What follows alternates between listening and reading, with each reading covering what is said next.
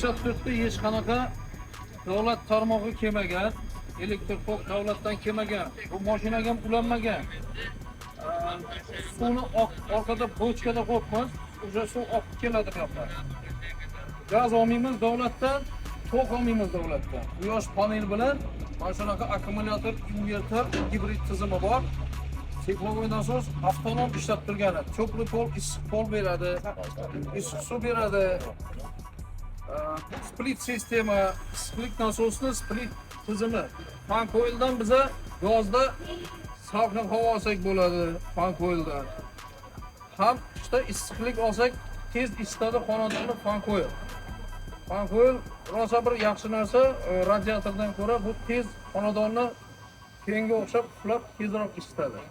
Mana shu foydali tarafi fan coil issiq pol texnologiya nasos bilan juda mos keladi va ekonom bo'ladi. Boya 1 kilovat ishlatib 3 kilovat tok issiqlik olishimiz uchun biz fan coil issiq pol ishlatsakgina o'shani 1 ga 3, 1 ga 4 degan tejash bo'ladi shunda bizga. Shuning uchun bu hozir zamonaviy hammada menimcha issiq pol bo'ladi. Faqat radiatorimizni endi bamoga moslatsak, buni ko'proq olib kelishni boshlaganmiz. Narxlari hozir yaxshi, oldingiga nisbatan fan coilni bilan birga montaj qilishni o'ylash kerak. Kimdir uyda remont qiladigan bo'lsa, issiq pol, fan coil, hamma joyga issiq pol qo'ysangiz bo'ladi. Buni past qo'yish kerak temperaturasini. Kimdir aytadi, bunda nafas olib bo'lmaydi deydi. Buni boshqa joylarda, ko'p joylarda 55-60 gradusga isitadi. O'shaning uchun nafas olib bo'lmaydi. Buni agarda 35 gradusga qo'ysa, hech qanaqa chang ko'tarilmaydi, nafas siqmaydi. Issiq pol juda qulay. Yosh bolalar pastda o'tirsa shamollamaydi, pastdan sovuq keladi. Aslida biz 35 gradusda qo'ysak to'g'ri hisoblanadi. Oraylarda tadbirkorlar ham ko'p ekan. Tajribamiz bor. Gostinitsa, teplitsa, zavod, fabrika, skladlar hamma yerga qo'ygan tajribamiz bor. Agar qayergadir kerak bo'lsa, mana kontaktlar bor, bizga murojaat qilsanglar, bor o'lchana har bitta obyekt individualniy расчет chiqadi. Chunki hammani izolyatsiyasi har xil, hammani oynasi ko'p, kimdadir kam, отопление kimda cho'pli pol bor, kimda radiator, fan coil. Lekin bu eng to'g'ri yechim. Aytdilar, ya'ni isitishga. Qishda undan ustuni yo'q, dunyoda решение yo'q. To'g'ri, ko'mirda qilsangiz bo'ladi, lekin o'sha ko'mir topa olmaslik, ekologik zararlik va uni ekspluatatsiya jihatdan bu minuslari ko'mir saqlashga suv tushmaydigan joy kerak bir. Ko'mirni har doim tashab sana qilib qoladi. Shnek deymizmi? Shneki qachonni 2. Bu juda hozir 21-asrda ko'mir yoqishimiz noto'g'ri. Bu komfort beradi. Xuddi shu bitta yoqib qo'yasiz, bo'ldi, o'zi bilan o'zi ishlaydi yotadi. Yoniga bormaysiz ham. Kompyuter hamma narsasi boshqariladi, oson, o'zi bilan o'zi ishlaydi, komfort beradi. Ko'mir yoqmaysiz, chiqib turib har doim tozalamaysiz, qachonni qora tutun bo'lmaydi, uyingizda hid bo'lmaydi ko'mirni hidi. Faqat elektr kerak bizga. Elektrni hozir quyosh panellari birinchi chiqdi, shuning uchun qulay bo'ldi. Hammada elektrda hozir oldingidek muammo yo'q. Chunki panellar ko'pchilikda bor, o'sha kuchlanish ko'p joyda 140 ga tushib ketadigan bo'lsa, hozir panellarning hisobidan kuchlanish ko'tarilyapti. Kim bilsa, agarda quyosh panel qo'ydirsangiz, kuchlanish sal oshadi. Bo'lmasa quyosh panel tok sota olmaydi. Sizda uyingizda 200 volt bo'lsa, quyosh panel 210-215 qilib tok sotadi. Shuning uchun kuchlanishi ko'taradigan narsa bu quyosh panel. Hammaning uyida quyosh panel bo'lib ketsa, kuchlanish ham normaga tushadi. Transformatorlar nagruskadan hozir 140-130 ga tushgani, iste'mol katta, напряжение tushib ketyapti kuchlanish. Quyosh panel shuni joyiga ko'tarib beradi. Va hozirgi zamonaviy stabilizator deymiz. Stabilizator 90 voltdan ishlaydigani Andelenikini men eshitdim. Andeleniki bor. 90 voltdan ko'tarib bersa, gibrid tizim bo'lsa, bizda tok har doim normada bo'ladi. Chunki gibrid tizimi 220 volt, 230 volt tekis beradi. Va tizimimiz uydagi jihozlarimiz to'g'ri ishlaydi. Yechim topilgan, yechim bor. Faqat yana ko'pchilik bilmaydi. Gibrid tizimi qanaqa ishlashini hali bilmaydi. Hamma 10 grid qo'yadi.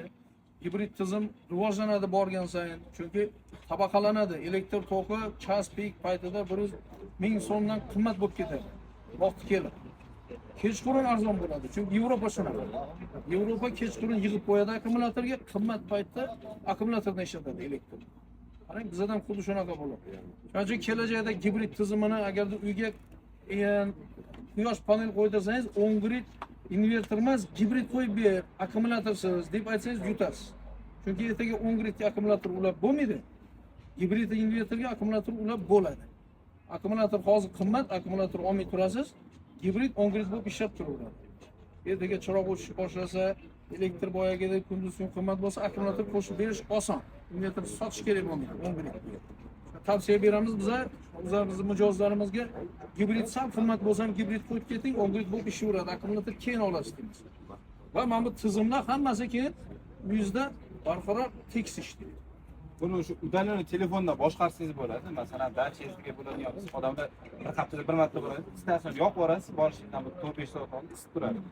Regulyator qilishingiz mumkin. Lekin o'zim tabloni ham osib qo'yganimizda 7 gradus sovutishga qilgan, albatta muzdek havo chiqarib beradi. Ayni damda bu muzlatyapti ham, ayni damda sistema mana issiq suvni ham beryapti. Bittada ham issiq suv beryapti, bir apparat. Ham uyingizni sovutib beryapti. Bir deganda, qarang.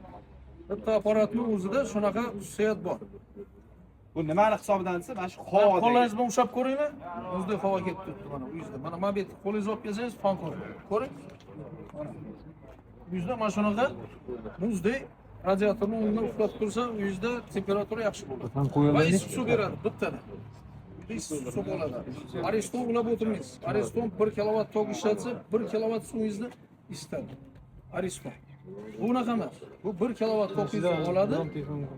Yozda mana bunaqa faslda 5 barobar sizga 5 kilovat suvni isitib beradi. Qarang 5 barobar ekonom qiladi. Mashina qiladi. Chunki havodan past potensial oladi bu energiyani. Mana shu parrilari havodagi bizada past potensial energiya bo'ladi, o'shani hisobiga bo'ladi. Qanaqadir 5 barobar KPD degan narsa emas bu, 4 barobar KPD bo'lmaydi. 100% bo'ladi bu KPD. Endi hozir havodan olamiz energiyani. Ya'ni -15 dan issiqlik havoda potensial energiya bor. O'shani hisobiga bu narsa ishlaydi. Hech qanaqa mo'jiza emas, fizika oddiy. Shu yana savollar bo'lsa, aytsangizlar, mana shu bo'yicha turadi. Spiral lampochkadan led o'tdi qancha ekonom? Mana bu narsa ham shu elektr kotyolisi ekonom qilib beradi. 3 barobar sarfingiz kamaytiradi. Davlat hozir nima deyapti? Aholi qo'ydi, mana shu sistemani qo'ydi. 40% ni davlat to'lab beradi. To'lab beradi ham qanaqa u? Sizlar to'lagan налогinglar hozir byudjetda turibdi. Shuning uchun налог to'laysiz, amir. Byudjet formirasiya bo'lgan, o'sha summani qaytarib beryapti. Hammasi to'lagan налогimiz qaytarib beradi davlat. Ya'ni olinglar, bez vazmingizga pul bu. 20.600 mingga har xonadonga beradi. Olib, masalan, teploy nasos qo'ymoqchi, boya 150 kvadratga. Deylik 60 millionga aylandi hamma narsasi. 20 million davlat to'laydi, 40 million siz to'laysiz. 1 kilovat tok sarflab 7 kilovatgacha issiqlik beradi. Siz ekonomiya qilasiz. Oldin masalan qishin bo'yi 100 millionlik tok yoqqan bo'lsangiz, buni qo'ygandan keyin 35 million, 40 milliongacha yoqasiz. Ya'ni 3 barobar plyus yoningizda qoladi. Endi kimyo 30 ga borib hamma deyarli o'tadi shu sistemaga. Butun dunyoda o'zi rivojlangan. Biz endi masalan sayohat qilgan, ko'rganmiz, Yevropada, Amerikada hammasi shuni qo'yadi. Gazlashmagan hududlarda. Biz endi qaysidir yerda gaz bor, qaysidir yo'q. Ko'mir qo'ysangiz ha ekonomik, lekin ekologik zarar bor, ekspluatatsiya bosh og'rig'ingiz qiladi. Rashyot qanaqa olaman sen hammani kvadraturasidan. Endi o'rtacha formani aytamiz. Deylik 600 kvadrat achizmi 10 ga bo'lasiz 60 kilovatlik teploy nasos qo'yishga. Bu izolyatsiya o'rtacha, ya'ni semosvo travertin qilgan davolar. Agar davolingizga bazat qo'ygan bo'lsangiz, izolyatsiya yaxshi degani 600 ni anaqaga bo'lasiz. 8 ga. O'shancha kilovatga aniq qo'yasiz teploy nasos. Endi deylik 60 kilovat teploy nasos qo'yishim kerak ekan, qanaqa bo'ladi siz? Mana bular do'koniga borsangiz, решение berishadi. Yoki bizga borsangiz, teployingiz masalan 60 kilovatlik bo'lmaydi, standart. Kaskadli deymiz, ikkita 35 lik qo'yish mumkin yoki ikkita 30 talik qo'yish mumkin. Bu решение ketaveradi, injineriya. Muhimi o'rnatishga ehtiyojingizni sezsanglar, qo'ydiringlar, manfaatdasizlar. Bu aytganlaridek 3 ta narsaga ishlaydi: isitish, sovutish, issiq suvga. Aniq bilaman, hamma qo'ygan aytasizlar, vohiyroq qo'ysam bo'lar ekan. Mana bu subsidiyadan hozir foydalanib olinglar, chunki onlayn yo'lga o'tdi. Bitta kirsanglar, ko'rasizlar, vodiyliklar yoki Xorazm, Buxoro minglab aholi qo'yapti. O'tdagini tushundik mazasini. Endi byudjet pulini ular qaytarib olyapti. Endi byudjet puli ham beskonechniy emas. Qancha ketadi bilmayman. Hozirgi shu imkoniyat bor. Qancha tez qo'ydirib olsanglar, ham bu yoqda ekonom, ham davlat to'lab beradi. Ham временный, davlat pastidan hammaga to'lab beraman deydi. qancha imkon topsanglar murojaat qilinglar. Agar texnik savoli bo'lsa, deb bersanglar, mana marhamat ustoz boshligida hammani javob beramiz. Nima savol bor?